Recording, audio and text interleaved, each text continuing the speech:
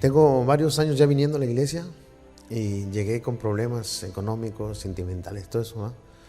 Y viniendo, mi vida pues no cambiaba. O sea, había mejorías, trabajaba para alguien más, dependía de alguien más, pero también hacía mis propios trabajitos así, uno aquí, otro allá, y así.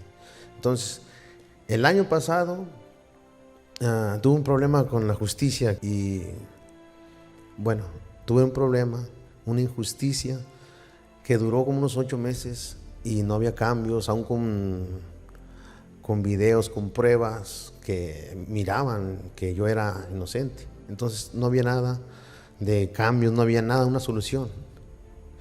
¿Qué hice yo? Bueno, clamaba a Dios, le pedía a Dios, pero no pasaba nada, no contestaba. En eso el abogado me pide más dinero, ¿sí me entiende?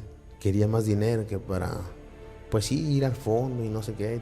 Dicen tantas cosas que dije, no, más dinero no.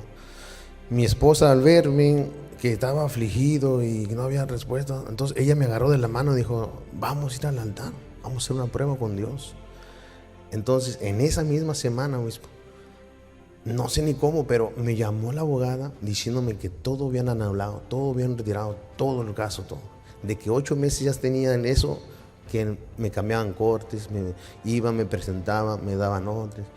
Y en esa misma semana de la prueba, todo se solucionó, todo. Y de diciembre para acá, crea que mi trabajo, mi compañía creció. Ya me independicé de mí mismo, porque antes dependía de alguien más. Hacía trabajitos de aquí y allá, pero ahora ya estoy dependiente de mi propio trabajo, de mi propia compañía. Compré carro nuevo y sigo creciendo. Y tengo varias casas para hacer.